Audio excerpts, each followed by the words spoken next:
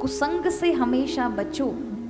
एक कुसंग जो साक्षात भगवान के परम भक्त, परम प्रिय भाई भरत की मां, जिसने गर्भ में भरत को रखा है, कितनी पावन रही होगी, उसको एक कुसंग बिगाड़ सकता है। हम और आप कौन होते हैं? कहीं से कहीं तक नहीं लगते कि हमारा चरित्र इतना पावन हो कि हम कुसंग में ना फंसे। कोई भी बुराई हमारे पूरे जीवन को बर्बाद कर देगी। और याद रखिए, हम खुद सब लोग अपने ही पैरों पर कुल्हाड़ी मार लेते हैं, खुद ही दुख बना लेते हैं लोगों की बातों में आकर, कुसंग में रहकर। इसलिए सत्संग केवल इसे मत समझना केवल कथा प्रवचन सुनना ही सत्संग है, नहीं। बुरे लोग, बुरी चीजें, इन सभी से दूर रहना भी सत्संग है। और आज कैकेयी से कहती है, महारानी तुम चिंता मत करो, तुम्हारे शत्रु मरे, तुम्हें तो राजगद्दी राजमाता का पद मिलना चाहिए, मैं बनाऊंगी, मैं हूं ना। तुम बहुत भोली हो, तुम्हें नहीं समझ आता। कहा मैं क्या करूं? मैं बताती हूं। तुमने मुझे एक बार बताया था कि महाराज से तुमने 2 वरदान मांगे थे, उन 2 वरदान को अब मांगने की आवश्यकता है। बोले कैसे मांगो? बोले कुछ नहीं, ये जो आभूषण श्रृंगार पहन रखे इनको उतार लो, एकदम शोक वाले वस्त्र पहन लो और आभूषण उतार कर, श्रृंगार उतार के कोप भवन में चली जाओ, महाराज का आने का समय है। और जब महाराज पूछें किस लिए क्रोधित हो, तो उनसे कहो कि मेरे 2 वरदान जो मैंने मांगे थे पूर्व में अभी तक नहीं मिले, तो मुझे वो वरदान चाहिए, वो वचन पूरे करिए। और जब तक वो राम की सौगंध ना खा जाएं, तब तक अपने वचन समक्ष मत रखना। जैसे ही राम की सौगंध खा ले तो फिर अपने वचन कह दें। फिर क्या था, कैकेयी ने मंथरा की बात मानकर, और जो गोस्वामी तुलसीदास जी ने यह वर्णन किया रामचरितमानस में, कि मानो जो भविष्य में होने वाला महाराज का मरण है, ठीक वैसा वातावरण कैकेयी बना लेती है। वैधव्य का, शोकाकुल, श्रृंगारों से विहीन, और कोप भवन में गई। यहां महाराज आते हैं सभी कार्यों को पूर्ण करके, और आज जैसे ही प्रवेश किया है महल के अंदर, तो यहाँ पूज्यपाद कहते हैं कि ऐसा लग रहा है जैसे एक निष्ठुरता के अंदर एक उदारता प्रवेश कर रही हो। जैसे ही अंदर गए, मंथरा दरवाजे पर थी, पूछा महारानी कहाँ है? कहा कोप भवन में। महाराज को बड़ा आश्चर्य हुआ, कोप भवन, वहां क्यों गई? जाते हैं, कैकेयी को आभूषणों से, श्रृंगार से विहीन कभी नहीं देखा। देखते हैं, पूछते हैं क्या हुआ? कैकेयी तू मुझे अत्यंत प्रिय है, किसने कष्ट दिया तुम्हें? अरे कोई इंद्र इत्यादि देवता भी मेरे से कपते हैं, वो भी किसी को कष्ट नहीं दे सकते अगर मेरा भय है तो ये अयोध्या के लोग क्या तुम्हारा बिगाड़ सकते हैं? इनकी कहाँ लगी? तुम बताओ किसने तुम्हें कष्ट पहुंचाया है, उसको मैं उचित दंड दूंगा, एक बार बताओ। कैकेयी कहती है, महाराज मेरे मन की इच्छा है, मैं सिर्फ इसलिए दुखी हूं क्योंकि मैंने बहुत पहले आपसे 2 वचन मांगे थे, लेकिन आज तक वो पूरे नहीं हुए। उन्होंने कहा सिर्फ इतने से इसी बात के लिए दुखी हो? मैं आज बहुत प्रसन्न हूं। 2 नहीं 4 मांगना, 4। पता है कैकेयी, उनके मन में था कि अब मैं जो बताऊंगा ना, खुश हो जाएगी कैकेयी सुन करके। कैकेयी पता है, कल राम का राज्याभिषेक है, तो मैं आज मेरा मन अत्यंत हर्ष से भरा हुआ है। आज तुम 2 नहीं 4 भी मांगोगी ना, वो भी दूंगा, मांगो।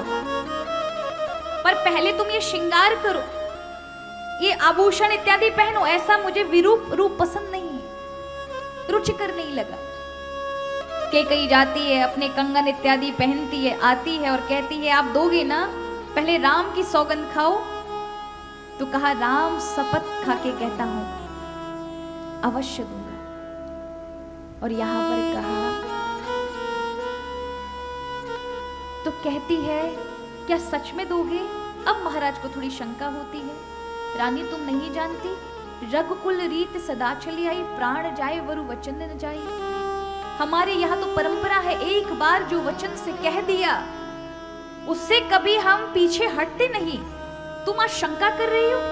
हमारे यहाँ की माताएं तो अपने बच्चों को भी केवल एक ही बात समझाती हैं, और वो एक ही बात क्या है?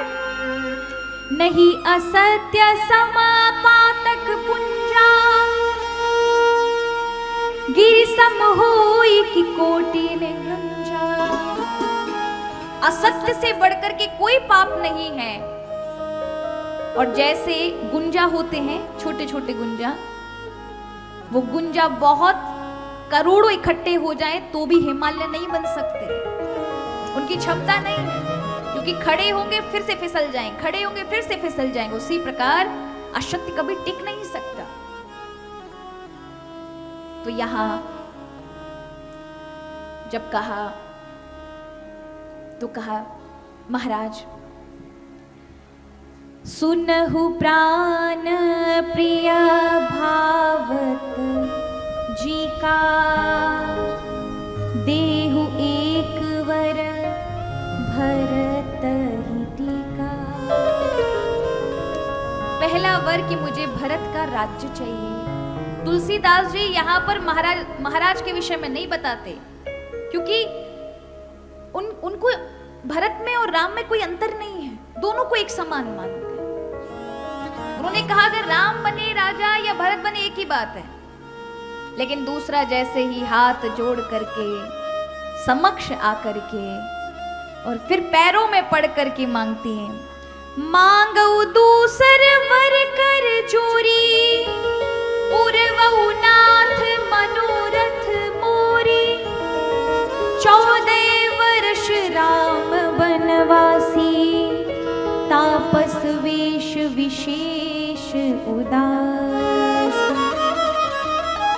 महाराज, और जैसे ही कहा कि मुझे दूसरे वर में आपसे सिर्फ एक ही बात मांगती हूँ, हाथ जोड़ करके मेरे मनोरथ को सफल करिए, कि अब दूसरे वरदान में मुझे 14 वर्ष का राम का वनवास चाहिए। और केवल वनवास नहीं, विशेष रूप से उदासी जीवन, सब सुविधाओं से विहीन जंगल के अत्यंत संघर्षमय जीवन को जिए 14 वर्ष तक, ऐसा वनवास चाहिए। महाराज तो महाराज गिर गए पृथ्वी पर, अत्यंत व्याकुल। उनकी व्याकुल की दशा गोस्वामी तुलसीदास जी कहते हैं, कवने अवसर का भयउ गयउ नारी विश्वास, जोग सिद्ध फल समय जिमी जति अविद्या नाश। उनको जो विश्वास था कैकेयी पर कि राम को बहुत अत्यंत प्रेम करती है, ये सुनेगी तो प्रफुल्लित हो जाएगी, इसका क्रोध रुकेगा नहीं, चला जाएगा। लेकिन आज देखा उसी ने ही मेरे राम को छीन लिया मुझसे। जैसे कोई व्यक्ति जिसे सिद्धि मिलने वाली है और वर्षों से भगवान की पूजा तपस्या साधना मंत्र किसी की साधना करो, अचानक कोई अज्ञान सामने आ जाए और उसको सिद्धि होने से पहले उसका नाश हो जाए, ऐसे दशरथ जी को लग रहा है कि राम राज्य पर अभिषेक होने से पूर्व ही मेरे साथ ये क्या घटित हुआ। रोने लगे, कहने लगे कि कई मेरे राम साधु है, उसको मत, उसने क्या बिगाड़ा, उसको क्यों भेजती? तुझे भरत को टीका देना है ना, राज्य देना, दे, मुझे कोई नहीं, मेरे लिए दोनों एक समान है। किंतु मेरा राम साधु है, उसने तो किसी का नहीं कुछ बिगाड़ा। तो कैकेयी कहती है, हाँ हाँ राम साधु तुम साधु सयाने, राम मात सब भले पहचाने। हाँ हाँ राम साधु है, तुम महान साधु हो, और तुम राम की महतारी बहुत अत्यधिक भली है, ये तो सभी जानते हैं। तभी तो तुम्हें कह दिया बिठाकर अपने महल में कि वो राजगद्दी पर राम बैठे, महारानी सीता बने, वो राजमाता बने, और मेरा बेटा मैं दास दासी बनकर उनकी सेवा करी। महाराज कहते हैं, अरे कैकेयी किसने तुम्हारे कान भरे हैं? मेरी तो राम की माता से किसी भी प्रकार की इस विषय में बात ही नहीं हुई। और तुमने कैसे समझ लिया कि कौशल्या ऐसे भाव तुम्हारे लिए रख सकती है? जरा विचार करो, किसने तुम्हारे कान भरे, मुझे बताओ। कि कई निष्ठुर हो जाती है, कठोर बन करके महाराज से कहती है, हाँ हाँ बहुत हो गया, अब बस मेरी एक बात सुन लीजिए। अगर जो आज होते प्रात मुनि वेश धरी, जो न राम बन जाय, मोर मरन राउर अजस द्रप समझो मन माय। अगर आपने कल सुबह ही राम को 14 वर्ष के वनवास के लिए नहीं भेजा तो फिर मैं आत्महत्या कर लूंगी और उसका जो अपयश होगा वो तुम्हारे माथे पे मढ़ा जाएगा।